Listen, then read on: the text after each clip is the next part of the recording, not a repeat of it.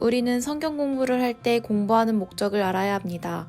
1차적으로 하나님의 말씀이 나 자신의 생명이 되고 축복이 되기 때문입니다.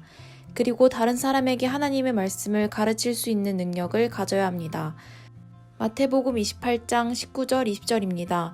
그러므로 너희는 가서 모든 민족을 제자로 삼아 아버지와 아들과 성령의 이름으로 세례를 베풀고 내가 너희에게 분부한 모든 것을 가르쳐 지키게 하라. 볼지어다 내가 세상 끝날까지 너희와 항상 함께 있으리라. 예수님께서 11제자에게 부탁하신 말씀은 오늘날에는 바로 우리에게 부탁하신 말씀입니다. 율법과 복음은 성경 전체를 이야기할 수 있는 중요한 주제입니다. 내가 어떤 생각을 가지고 사상과 성장 과정이 어떠하든 어떤 경험을 했든 소용이 없습니다. 오직 주님의 말씀만이 영원히 서는 것입니다. 성경을 알고 성경대로 살려고 하는 것이 기독교 신앙생활입니다. 그래서 66권 성경 말씀은 우리에게 중요합니다. 이 66권, 방대한 성경을 통해서 하나님께서 우리에게 전달하고자 하는 뜻이 무엇일까요? 그 뜻은 바로 요한복음 3장 16절입니다. 하나님이 세상을 이처럼 사랑하사 독생자를 주셨으니 이는 그를 믿는 자마다 멸망하지 않고 영생을 얻게 하려 하심이라. 첫 번째로는 인간을 향하신 하나님의 진단이 나와 있고 두 번째로는 하나님의 처방이 나와 있습니다. 그것은 인간은 멸망한다는 진단과 오직 예수 그리스도라는 처방입니다. 우리가 예수님을 믿기만 하면 처방을 받는데 믿지 않는 이유는 무엇입니까? 우리 모두가 죄인인데도 불구하고 죄인임이 깨달아지지 않기 때문입니다. 첫 번째는 잘못된 기억장치입니다. 인간은 나에게 대해서는 잘한 것은 기억하고 잘못한 것은 잊어버립니다. 두 번째는 죄에 대한 개념이 잘못되어 있습니다. 우리는 생각하기를 인간의 양심에 어긋나는 것이 죄라고 생각합니다. 하지만 하나님께서는 하나님의 양심에 어긋나는 것이 죄라고 말씀하십니다. 인간은 죄인으로 태어났습니다. 인간이 멸망하게 되었다는 이유는 죄를 지었고 죄 지을 생각을 했기 때문에 지옥 가는 것이 아닙니다. 죄인이기 때문에 우리 모두가 지옥에 가게 되는 것입니다. 이 세상에 가장 중요한 것이 있다고 하면 바로 나지요. 근데 나라고 할 때는 두 가지 내가 있습니다. 첫째 한 가지는 그걸로 볼 수 있는 내가 있고 그걸로 볼 수 없는 내가 있단 말이요. 그걸로 볼 수 있는 나를 육체라고 부르고 그걸로 볼 수 없는 나를 나의 영혼이라고 부르죠. 영혼. 근데 세상 사람들은 그걸로 볼 수 있는 나, 즉 육체를 나라고 생각하기 때문에 육신의 죽음은 곧 내 존재가 없으신다고 생각한단 말이에요. 근데 성경 그렇게 말하고 있지 않습니다. 성경은 요 육체는 장막 집에 불과해요. 장막이라고 부르는 것은 잠깐 우리 인간이 7, 80년 동안 생사는 동안에 살게 하기 위해서 하나님이 지어주신 장막에 불과하단 말이에요. 그렇죠? 그리고 이 장막 속에 이 육체가 있으면 장막 속에 살고 있는 영혼이 있는데 이 영혼이 이게 육체가 장막이라고 하면 이것이 주인과 같단 말이에요. 주인. 그러니까 우리에게 중요한 것은 주인이 중요하지 육체가 이게 중요한 게 아닙니다. 육신의 죽음이란 무슨 말인고? 그것은 이 집 속에 살고 있던 영혼이 이사를 간다 말이야. 이사를 가버리니까 장막은 주인이 없었으니까 허물어지지요. 썩어서 흐르고 돌아가는데 이 영혼은 영혼이 살아있습니다. 요 영이라고 하는 것은 하나님의 생기가 들어왔을 때 있지요. 그죠? 근데 하나님은 자존하시죠. 영원히 존재하시죠. 그죠? 그러니까 하나님의 생기는 하나님의 속성을 따라서 영원한 존재를 갖고 있는 거예요. 그러니까 동물은 영이 없이 혼과 육만 있기 때문에 죽으면 존재가 없이는데 인간은 바로 영이 있기 때문에 이 혼이 영혼이 없지 않습니다. 영혼이 같이 붙어 없지 않단 말이에요.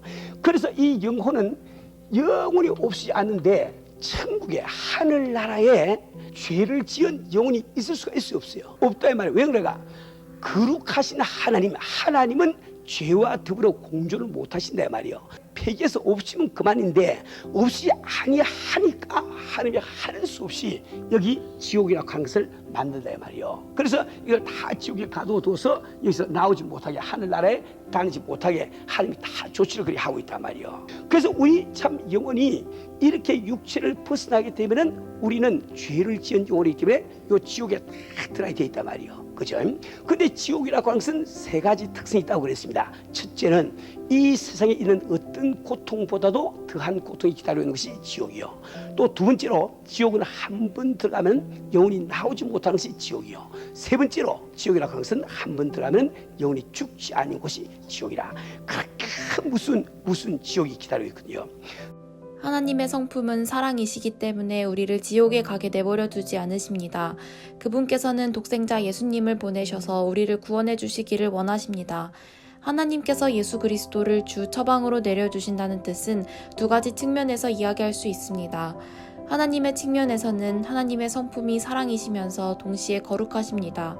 그분은 사랑이시기 때문에 자비로우시고, 자비로우시기 때문에 긍휼이 있으시고, 긍휼이 있으시기 때문에 용서하기를 원하십니다. 또한 그분은 거룩하시기 때문에 공의롭고, 공의롭기 때문에 죄를 증오하고, 죄를 증오하기 때문에 반드시 처벌을 내려야 합니다.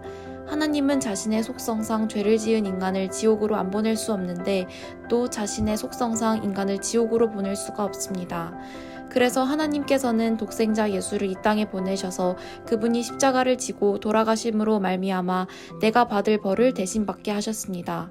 죄의 삭은 사망이기 때문에 죄인은 죽습니다. 예수님께서 십자가 지고 돌아가셨을 때 죄가 있었기 때문에 돌아가셨습니다. 그리고 예수님께 부활하셨습니다. 부활하셨기 때문에 죄가 없으십니다. 그러면 십자가를 질 때 진 죄는 누구의 죄냐? 그것이 나의 죄구나. 이것이 깨달아져야 구원의 기쁨이 오고 사망 권세에서 해방이 되고 혁명이 일어납니다. 예수님께서 우리 죄를 위하여 십자가 지고 돌아가시고 다시 부활하신 사건은 역사가 증거하고 있습니다.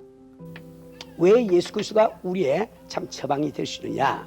마귀의 측면에서 보면은 우리의 조상 아담 이브가 죄를 지음으로 말미암아 사탄 마귀의 종이 됐단 말이야. 성경은 우리가 다 마귀의 종으로 태어난 것을 성경에 이야기하고 있단 말이에요.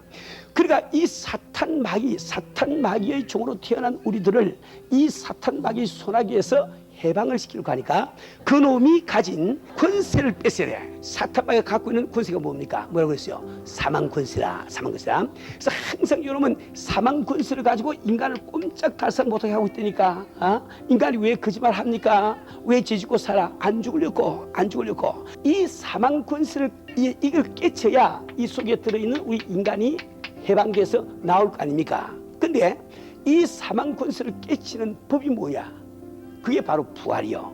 근데 부활을 하려고 하니까 뭘 해야 돼요? 죽어야지. 죽어야 부활이 되지. 그래서 우리 예수님께서 나는 버릴 권세도 있고 취할 권세도 있는데 내가 버리는 것은 얻기 위함이라. 다시 말하면 내가 죽을 권세도 있고 안 죽을 권세도 있다면 예수님 안 죽겠다면 안 돌아가신 거예요. 뭐 사탄 마귀가 예수 이겨가지고 죽은 게 아니야. 우리 예수님이 우리 위해서 참 돌아가신데 그분은 왜 돌아가시는 거? 부활하기 위해서 내가 죽노라. 요한복음 10장에서 말씀하신 이거 바르고 있거든요. 아시겠죠?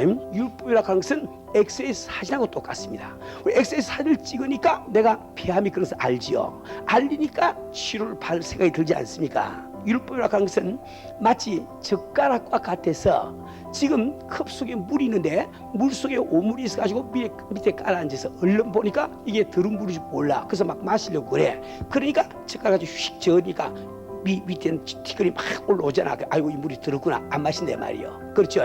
무슨 뜻인지 알겠어요? 엑스레이가 암을 고쳐요 안 고쳐요? 젓가락이 물을 깨끗하게 해요 안 해요? 못한다 말이에요. 그와 꼭 마찬가지로 율법은 인간을 구원할 능력이 없습니다. 왜? 인간은 이미 죄인이기 때문에 그분의 뜻대로 행할 능력이 없다 말이요. 그러나 율법은 왜 주시는가? 그것은 바로 우리가 죄인됨을 깨닫게 해서 예수님의 십자가 앞까지 인도하기 위해서 율법 주시단 말이에요. 그러니까 율법은 왜 지키라고 준 것이 아니고 죄인됨을 깨닫게 하기 위해서 주시다. 하나님의 기준을 우리에게 나타내는 것이 두 가지가 있습니다. 첫째 한 가지가 성령께서 하나님의 양심을 이렇게 나타내죠. 그래서 그분께서 오시면은 세상을 책망하신단 말이에요. 죄에 대해서, 의에 대해서, 심판에 대해서 책망이 그 뜻입니다. 그 다음에 두 번째로 이 율법을 간추린 것이 뭐예요? 십계명. 이웃을 미워하지 말아라. 미워하면 그의 사는 것이라. 그것이 더 나아가서 더한 것이 마태복음 22장에서 너희는 마음을 다하고 목숨을 다하고 뜻을 다해서 주 여호와 너희 하나님을 사랑하였으니 이것이 크고 첫째 되는 계명이요. 예수님의 십자가 사건 이후에 믿음으로 복음 아래 사는 자는 하나님의 자녀가 되는 권세를 받습니다. 로마서 8장 말씀입니다. 너희는 다시 무서워하는 종의 영을 받지 않고 양자의 영을 받았으므로 하나님을 아바 아버지라고 부르느니라. 구약시대에 사는 사람들은 천국은 가는데 종의 신분으로 가게 됩니다. 우리가 하나님의 자녀된 권세를 받아서 산다는 게 얼마나 귀한 일입니까? 하나님의 자녀는 계명과 어떤 관계가 있습니까? 율법을 지킬 필요는 없습니까? 그렇지 않습니다. 율법이라고 하는 것은 피조물을 향하신 하나님의 뜻입니다. 우리는 하나님 아버지를 사랑하기 때문에 사랑한다면 사랑하는 사람의 뜻을 마땅히 쫓아야 합니다. 그래서 우리는 주의 뜻대로 살고 계명대로 살아가는 것입니다. 사랑하는 우리 성도 여러분, 주 앞에 올바른 자녀가 되기를 원하신다면 주님의 뜻대로 행하여 복받는 길을 선택하십시오. 하나님의 뜻을 기뻐하십시오. 그것이 중요합니다. 억지로 하나님의 뜻을 따라가려고 하지 말고 하나님의 뜻을 기뻐하세요. 그분이 나를 사랑하시기 때문에 그분의 뜻은 나에게 복이 되고 선이 됩니다. 주님의 뜻을 피해서 탈세해볼 생각하지 마시고 세금 내는 것을 즐거워하십시오. 주님의 뜻을 잘 구하십시오. 그래야 주님 앞에 굴복이 되고 주님의 나라가 내 심령 가운데 충만히 임하게 됩니다. 하나님께서 평강과 평안과 사랑을 주십니다. 우리는 복음으로 말미암아 하나님의 자녀된 것을 감사해야 합니다. 인간은 피조물이기에 우리를 도우실 분은 창조주 하나님 아버지 뿐이십니다. 절대로 세상 의지하지 마십시오. 사람 의지하지 마십시오. 자기의 힘 의지하지 마십시오. 오직 주님 한 분만이 나를 도우실 분임을 알아야 합니다.